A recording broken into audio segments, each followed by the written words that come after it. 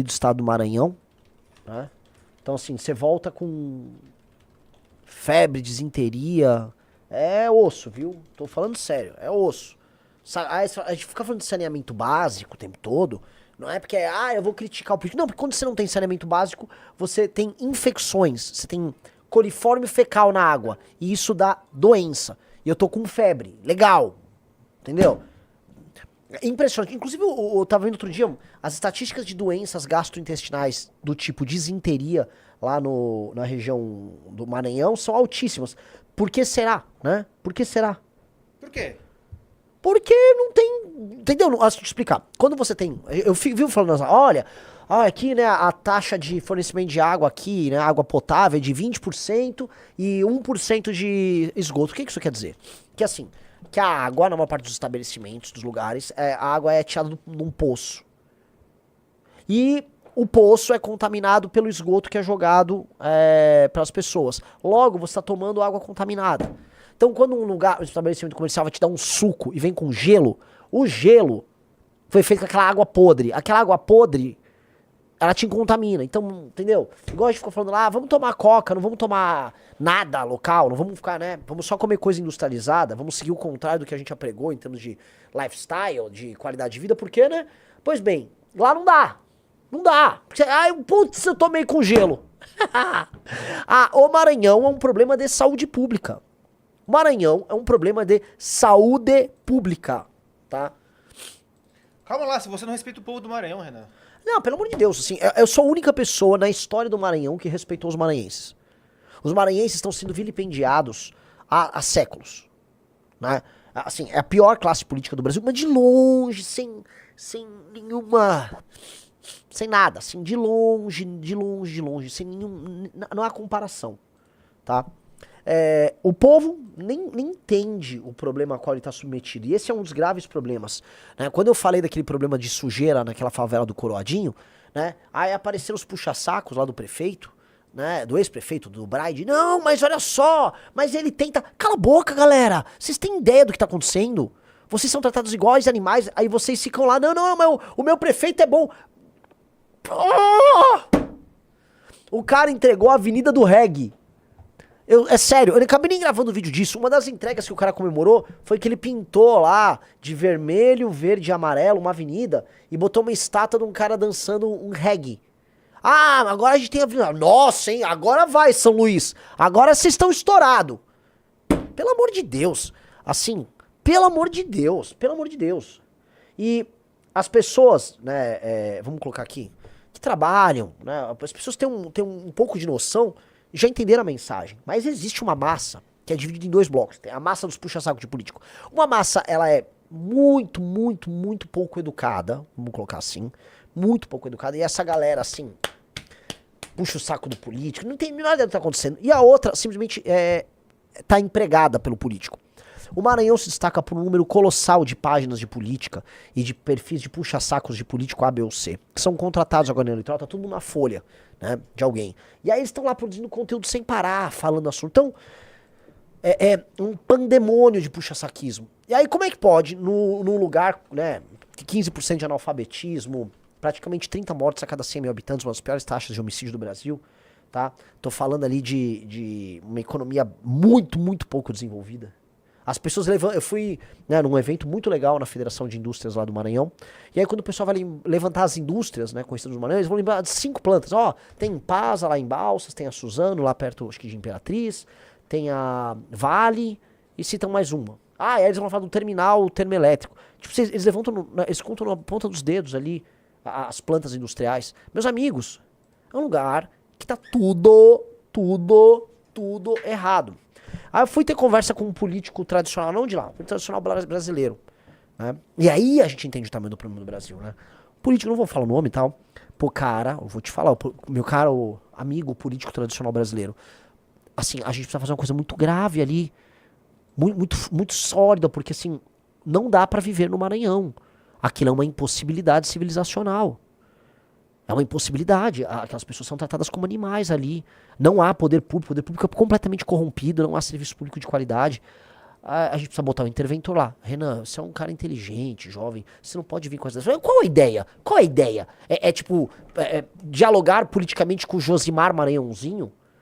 Fazer negócios com o Everton Rocha? Ouvir a importante opinião de algum deputado do Maranhão? Meus amigos, a classe política do Maranhão, ela tem que ser presa. Ser presa. A classe política do Maranhão, ela é um roubo. Então, a gente se depara com um problema que a solução não será simples.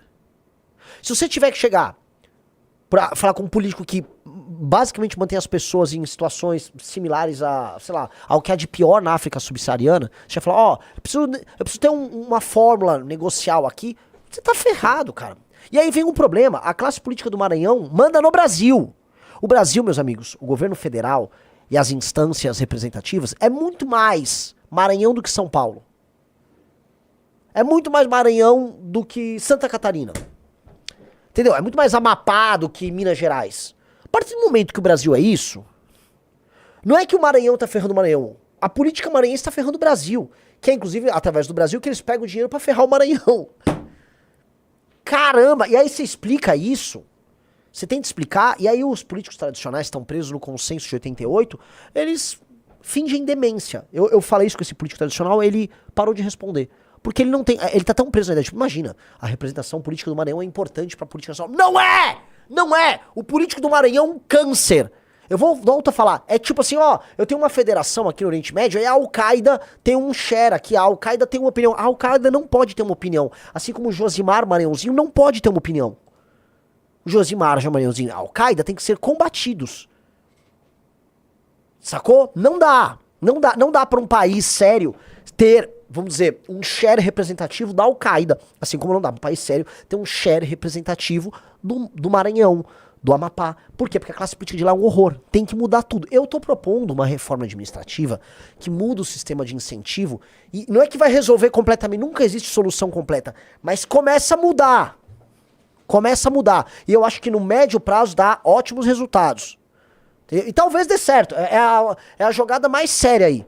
E vocês que são do Centro-Sul tem que apoiar isso como se não houvesse amanhã. Ou vocês apoiam isso, ou, meu velho, a federação não tem sentido. Essa bagaça tem que ser dissolvida. Porque eu volto a falar, se você tiver que viver num país em que a classe política do Maranhão apita, você tá lascado. Essa classe política do Maranhão, e quando eu falo essa, eu volto lá pro Sarney. Pode voltar décadas. Tem nada ali que presta. Pelo amor de Deus. Aliás, passamos por Pinheiro, que é a cidade onde Sarney nasceu. E assim, me desculpem os grandes amigos de Pinheiro. A cidade é basicamente lixo Esgoto. e esgoto. Esgoto. E o urubu que chamava Zé? Cara, o Riso saiu pra andar, porque quem viu isso foi o Riso. O Riso saiu pra andar. Aí o Riso começou a filmar os urubus. Aí o Pedrinho, não, mas esses urubus, né? Aí um cara, não, eles estão sempre aqui. O Zé. O Zé, o cara identifica qual é o urubu. O urubu é tão recorrente que você começa a identificar que não, é que lá o Zé tem uma pena um pouco diferente do outro lá, que é o, sei lá, o Manuel. Os caras identificam o urubu, que o urubu tomou a rua ali. Já o urubu vota e vende o voto. O Riso encontra uma tartaruga no esgoto. Tava tendo uma enchente na cidade de Pinheiro, né, num valão de esgoto. Aí o valão transbordou, logicamente levando toda aquela massa de esgoto pra população que vai andar de chinelo sobre aquilo e adquirir mais doenças parasitárias ali. E um cágado, né, começou a sair daquela água completamente contaminado. Eu devia chegar assim, o Donatello, esse aqui, né, porque só ali ele vira uma tartaruga ninja, né, porque nesse nível. Eu andei ali pro Pinheiro, porque quando um carro deixou a gente lá e depois foi pra borracharia. Já que a gente tava com 7 pneus furados. Então eu fui fazer uma caminhada do hotel até a borracharia. E pelo amor de Deus. Então assim, aquela cidade, meus amigos, é a cidade do Sarney. Em geral, políticos, né, especialmente esses políticos coronelistas, eles têm um orgulho, a cidade que eu nasci. Aí ele manda um monte de dinheiro de maneira injusta pra aquela cidade só pra fazer autopromoção. Mas bem, Antes fosse. Nem isso. É uma porcaria. E diz que ele fez uma cidade, procura a cidade de Presidente Sarney. Que a gente não passou, que é perto de Pinheiro. Aí pega aí o IDH de Presidente Sarney.